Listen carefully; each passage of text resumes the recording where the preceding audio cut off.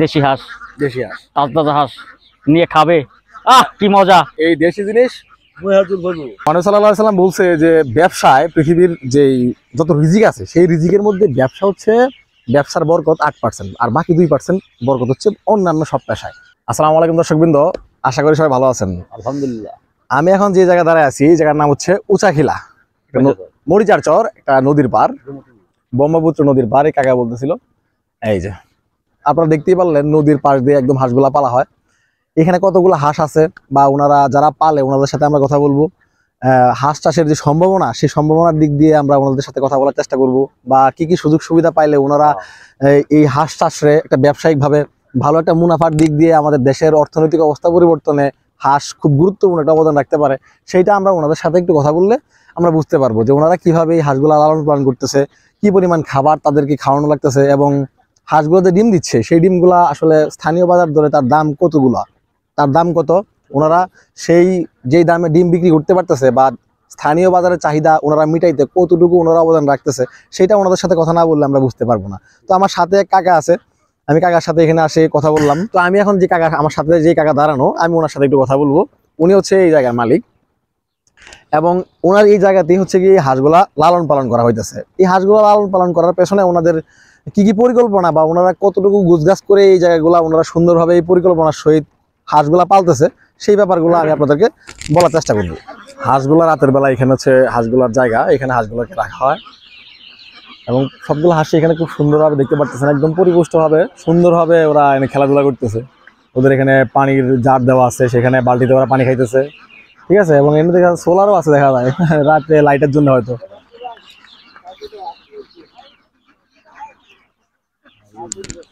আর দিনের বেলা ওই হাঁসগুলা এই যে একদম খোলামেলা এই জায়গার মধ্যে ওরা হচ্ছে গিয়ে খাবার দাবার সংগ্রহ করে, এবং এই সতেজ নদীতে ওরা ঘুরে ফিরে সারাদিন খায়। সারাদিন খাওয়ার পরে আবার রাতে এসে আবার খায়, এই যে রাতে এসে আবার খায় গিয়ে এখানে ঘুমায়।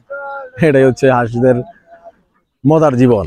এই যে হাঁসগুলা, তাদের খাবার দাবার আপনারা কিভাবে দেন, কতগুলো খাবার দেয়? 1100 হাঁসের আপনারা কি পরিমাণ খাবার লাগে? দৈনিক দান চাউল না লাগবো, চাউল দান খাদ্য আছে না, খাদ্য জানে মাছ বিজায় খাদ্য বিতে আছে, খাদ্য আনতেছে খাওয়াইতেছে। বলতেছিলাম যেটা, যে এই হাঁসগুলা যখন আপনারা নদীতে নিয়ে যান খাবারের জন্য, খাবারের জন্য নিয়ে যাওয়ার পরে সারাদিন নদীতে হ্যাঁ সারাদিন খা, আমুক খাইলো, শেওলা খা, বুড়া মাছ খা, আমরা লোক থাকি খাওয়া দেন সন্ধ্যার সময় আয়রে।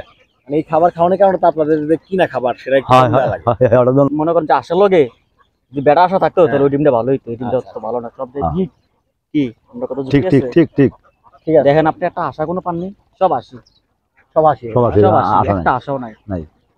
একটা আসে সব আসে, সব আসে। সুন্দর। আমি একটু দেখাই। তো ভাইয়ের সাথে কথা বলতেছিলাম এখন, যে প্রাকৃতিক ভাবে যে হাঁসগুলা ওনারা পালে, সারাদিন হাঁসগুলা নদীতে খাবার দাবার করে, শামুক বা প্রাকৃতিক যেসব খাবার আছে সেই সব খাবার দাবার হাঁসগুলা খায়। এতে করে হয় কি, ওনাদের যে খাবার কিনা যে খাবার, চাল ধান বা গম বা অন্যান্য যেসব কেমিক্যাল মিশ্রিত যেসব খাবারগুলো আছে সেই সব খাবারগুলো ওনাদের খাওয়াইতে হয় কম।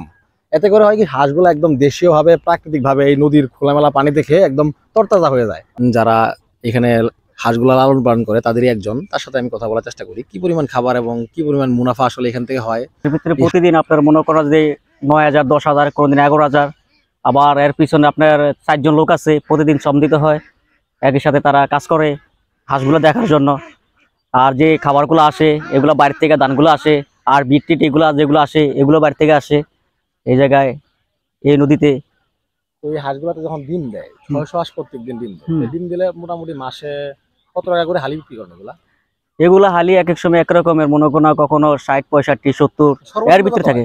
সর্বনিম্ন আপনার মনে করো 55-60 টাকার ভিতরে থাকে আর কি, আর উপরে 70 উপরে যায় না আর কি। এই হাঁসগুলা যখন আপনাদের ডিমগুলা যখন পারা এক সময় শেষ হয়ে যায়, আপনারা যখন মনে করেন কতদিনে ডিমগুলা পারা? না, আমাদের ডিম পারা শেষ হয় বলতে এরকম হয় না, আমাদের কন্টিনিউ পারা ধরে দেয়। 600 বা 1100 ভিতরে 600 পারে, আবার 600 বন্ধ হয়, আবার 500 পারে, আমাদের কোনো বন্ধ হয় না।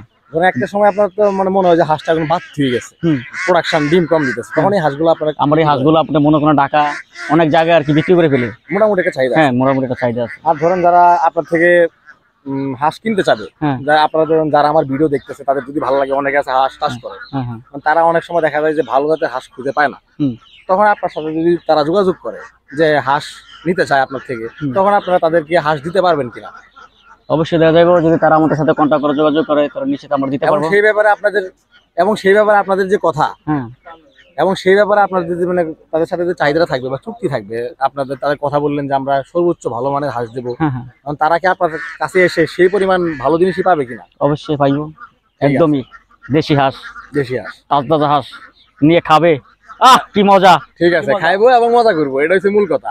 এই দেশি জিনিস মানে একদম ঝুল করবো, এই যে মুখে ঝুল করবো একদম বলতেছে। ঠিক আছে, তো ভাইদের সাথে আমি কথা বলে দেখলাম যে এখানে হাঁস, ওনাদের যে হাঁসগুলো আছে এই হাঁসগুলো আমি দেখাইছি ভিডিওতে কিন্তু শুরুতেই, যে একদম তরতাজা।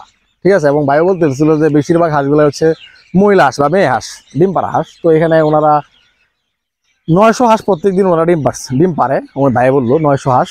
তো প্রত্যেকটা হাঁসের ডিমের যদি আমরা দাম হিসাব করি, সেখানে আমাদের 600 হাঁসের পার পিস ডিমের দাম পড়ে আপনার খুচরা বাজারে 17 টাকা। তো এই 17 টাকা যদি আপনি হিসাব করেন 600 × 17 কত আসে? 10,000 টাকা প্লাস। ঠিক আছে, 10,000 প্লাস। তো যদি এই 680 প্রত্যেকটা দিন মাস শেষে ডিম দেয়, তাহলে পুরো সংখ্যাটা দাঁড়ায় হচ্ছে প্রায় আপনার 2 লাখ প্লাস, 2,20,000 সামথিং। তো এই 2,20,000 টাকার ডিম উনি এখান থেকে বিক্রি করতেছে। এটা আপনি সামনাসামনি না দেখলে বা তাদের সাথে কথা না বললে আপনারা বিশ্বাস করতে পারতেন না। আমি শুরুতে বলতেছিলাম যে চাকরি করে আপনি যে টাকা কামাবেন, সেই টাকা দিয়ে আপনি তো জাস্ট মানে কি করবেন, যদি হারাম কামান তাহলে আপনি অনেক মানে একদম বাবুর মতো ঘুরতে পারবেন, আর যদি হালাল হয় তাহলে আপনি খায়া পরে বাঁচতে পারবেন, এটা নিশ্চিত। ঠিক আছে, বলছে কি মহানবী সাল্লাল্লাহু আলাইহি ওয়াসাল্লাম বলছে যে ব্যবসায় পৃথিবীর যেই যত রিজিক আছে সেই রিজিকের মধ্যে ব্যবসা হচ্ছে, ব্যবসার বরকত 8%, আর বাকি 2% বরকত হচ্ছে অন্যান্য সব পেশায়। এই দেখেন আমার বাম পাশে যদি দেখেন, এই যে ওনারা এখানে থাকে। ঠিক আছে, এখানে থেকে হাঁসগুলো লালন পালন করে এবং সময় হইলে সকালবেলা হাঁসগুলো খাওয়াইতে নিয়ে যায়। দিন শেষে আবার তারা হাঁসগুলা নদীতে খেলতে খেলতে ওনারা নৌকা দিয়ে, মানে এটা পুরো আইপিনিক। ঠিক আছে, একদম পুরা মজা করে হাঁসগুলারে ঘরে নিয়ে আসে, খাবার দাবার করে ভিতরে ঢুকে যায়।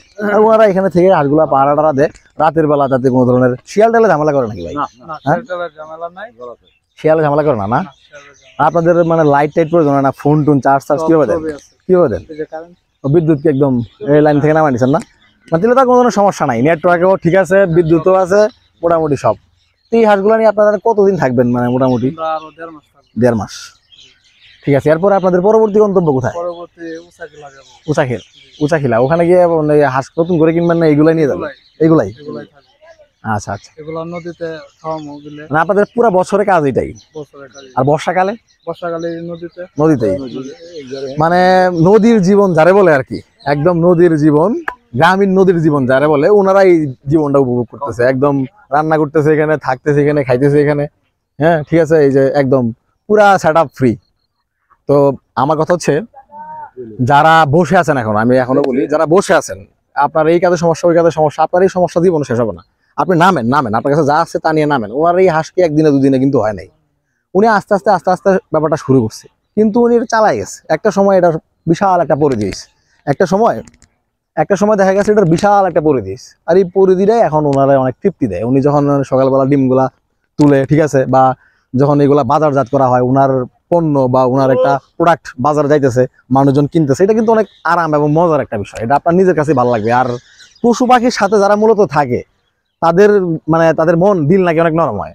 ব্যাপারটা হচ্ছে, আপনি যখন প্রাণীদেরকে খেদমত করবেন বা তাদের সাথে থাকবেন, তখন দেখবেন যে আপনার মনের মধ্যে মানে নেগেটিভিটি কাজ করবে না, আপনি পজিটিভ চিন্তা করবেন সবসময়। এটা হচ্ছে মূল বিষয়।